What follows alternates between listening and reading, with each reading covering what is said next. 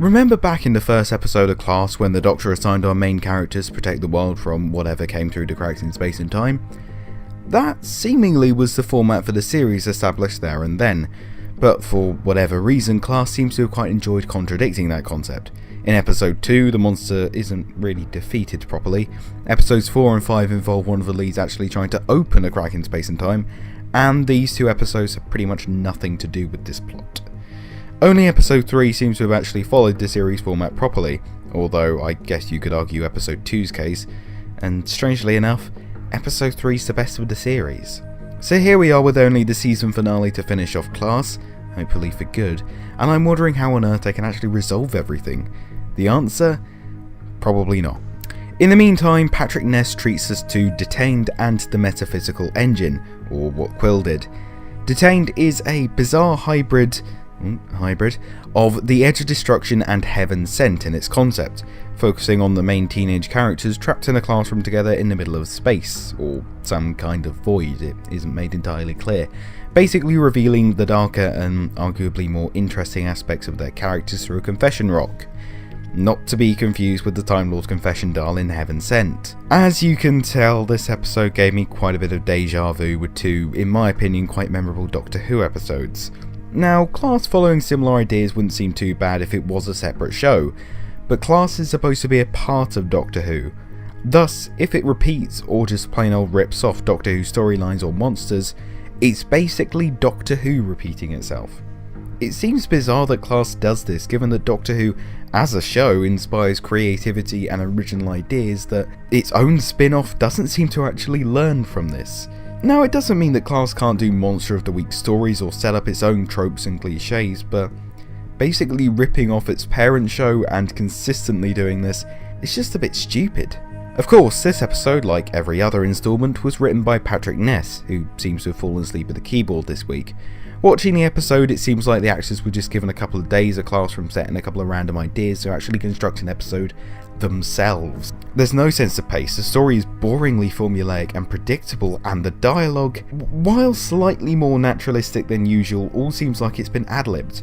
If this is the case, that'd be an interesting idea, and I'd definitely give the episode slightly more credit, but the BBC want us to believe that Patrick Ness actually wrote a script for this, and it doesn't show. It does remind me how much I like this cast though, that I'm fairly happy sitting through 45 minutes of them just basically talking to one another, and while the characters are a little bit all over the place and without a huge amount of consistency, all of the actors put in a lot of effort, even if it isn't really being rewarded. Greg Austin's really trying in this series, and sadly he's being given nothing to work with, but manages to get a good moment here and there.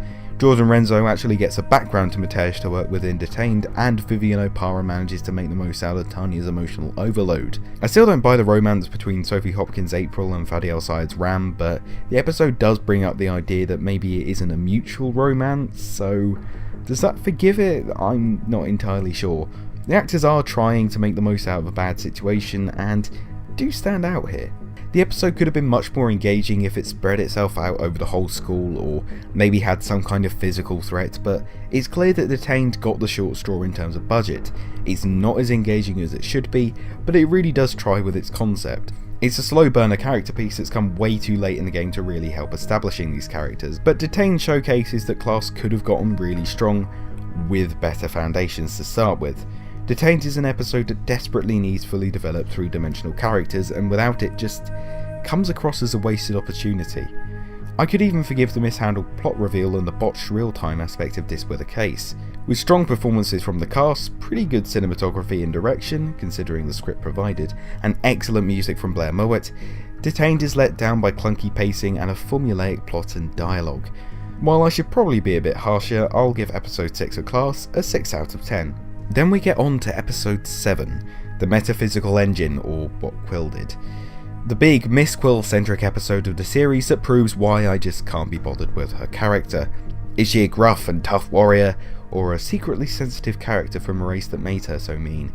Or is she so twisted that she uses both of those things to manipulate everyone around her? Well, episode 7 decides it's not worth going into any of that and just repeats everything we've previously seen with Quill in one 45-minute episode. It promises shocking twists and clever writing, and instead delivers a tone-deaf, characterless adventure with an end goal no one wants to see happen, and characters no one cares enough about to see whether they live or die. The Governor's mysterious abilities go so far in this episode as to create the titular Metaphysical engine, a device that, by its very nature, contradicts itself. What might seem incredibly clever at first is soon revealed to just be a plot device on Patrick Ness's part to not do anything. The entire quest part of the episode seems pointless at the end of it all, making almost the entire episode a complete waste of time. On the plus side, Patrick Ness ties the episode together with its predecessor effectively, and the brief moment of gore we finally get actually earns the young adult category for this series.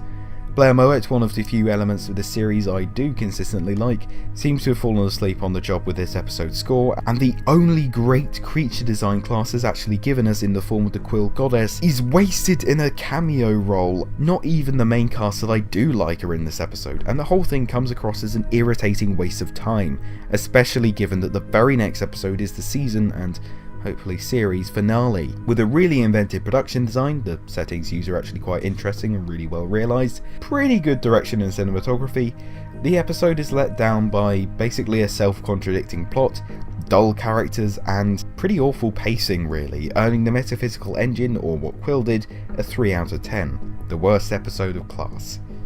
Oh well, war is finally coming to Class next week, and judging from the next time trailer, it's going to be a complete mess of a finale. See you all next time in The Lost.